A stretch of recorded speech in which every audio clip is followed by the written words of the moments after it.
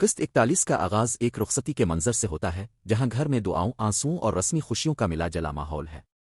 کھانے پینے کی باتیں، سالن، چٹنی، سلاد اور بچی ہوئی بوتلوں کا ذکر اس بات کی علامت ہے کہ گھر والوں نے دل کھول کر انتظام کیا، مگر اصل کیفیت جذباتی ہے۔ دلہن کو رخصت کرتے ہوئے سب اسے بہو نہیں بلکہ بیٹی بنا کر لے جانے کی بات کرتے ہیں۔ مائیں دعائیں دیتی ہیں، باپ بیٹی کو گلے لگا کر اشک بہاتا ہے اور سب یہی کہتے ہیں کہ ایک دوسرے کا خیال رکھنا۔ یہ لمحے بظاہر خوشی کے ہیں مگر ہر چہرے پر جدائی کی کسک نمایاں ہے۔ رخصتی کے بعد گھر کے اندر ایک ہلکا پھلکا منظر بھی دکھایا جاتا ہے جہاں شادی کے خرچ، سلامی اور آئندہ شادیوں کی باتیں ہوتی ہیں، مگر اسی ہنسی مذاق کے پیچھے ایک دباؤ بھی محسوس ہوتا ہے، جیسے ہر خوشی کے ساتھ کوئی نادیدہ بوجھ جڑا ہو۔ دوسری طرف نئی نویلی دلہن کے کمرے میں ماحول یکسر مختلف ہے۔ تعریفیں، دعائیں اور خوبصورتی کے چرچے جاری ہیں، مگر کچھ چہروں پر حسد اور بے چینی بھی جھلکتی ہے۔ ایک کردار واضح طور پر اس بات سے پریشان ہے کہ اب اصل مقابلہ شروع ہوگا۔ یہ جملہ آنے والے تنازعات کا پیش خیمہ ثابت ہوتا ہے۔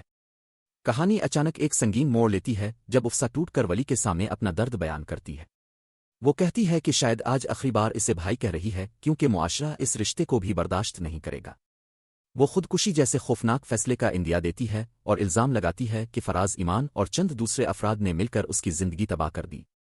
ایک جعلی ویڈیو کے ذریعے اس کی کردار کشی کی گئی، اس کی محنت، اس کی عزت اور اس کے سچ کو جھوٹ بنا کر پیش کیا گیا۔ افسا کی گفتگو قسط کا سب سے طاقتور حصہ ہے۔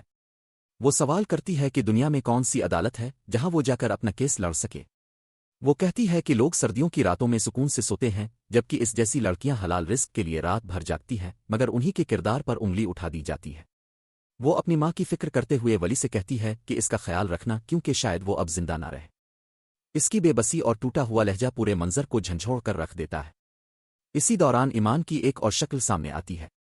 وہ اپنی خوبصورتی اور کامیابی پر مطمئن دکھائی دیتی ہے، جیسے سب کچھ اس کی مرضی کے مطابق ہو رہا ہو، مگر جب سچائی کی پرتیں کھلتی ہیں تو حمد اسے اڈائن قرار دیتا ہے۔ وہ کہتا ہے کہ ڈائن بدصورت نہیں بلکہ حسین ہوتی ہے، اپنے مکر سے لوگوں کو قریب کرتی ہے اور پھر انہیں تباہ کر دیتی ہے۔ یہ مکالمہ ایمان کے کردار کی گہرائی اور اس کی چالاکی کو ظاہر کرتا ہے۔ حمد کا غصہ اس حد تک بڑھ جاتا ہے کہ وہ اس کی آواز تک برداشت نہیں کر پاتا اور گھر کا ماحول شدید تناؤ کا شکار ہو جاتا ہے۔ ادھر ایک اور کہانی چل رہی ہے جہاں تیمور کی شادی کی بات ہو رہی ہے۔ ارینج میرج کے نام پر رسمی گفتگو، ہلکی شرمندگی اور تجویز دینے کے انداز میں مزاح بھی شامل ہے، مگر اس سب کے بیچ اصل کہانی وہی ہے جو افسا کے گرد گھوم رہی ہے، ایک ایسی لڑکی جسے جھوٹ اور سازش کے ذریعے دیوار سے لگا دیا گیا ہے۔ قسط کے اختتام تک فضا مکمل طور پر بدل چکی ہوتی ہے۔ رخصتی کی دعاؤں سے شروع ہونے والی کہانی الزام، غصے اور سچ کے انکشاف تک پہنچ جاتی ہے۔ ولی کے ہاتھ میں سچائی کے ثبوت آ چکے ہیں اور ایمان کے اعترافی وائس نوٹس سب کچھ بدلنے والے ہیں۔ سوال یہ ہے کہ کیا افسا کو انصاف ملے گا؟ کیا اس شرف پسند گھرانے کی حقیقت سب کے سامنے آئے گی؟ قسط 41 جذباتی شدت، سماجی رویوں پر تنقید اور کردار کشی جیسے حساس موضوعات کو نہایت طاقتور انداز میں پیش کرتی ہے۔ یہ ڈرامہ 25 فروری 2026 کو ایری ڈیجیٹل پر نشر ہوا، جہاں ہر نئی قسط کے ساتھ سچ اور جھوٹ کی یہ جنگ مزید خطرناک ہوتی جا رہی ہے۔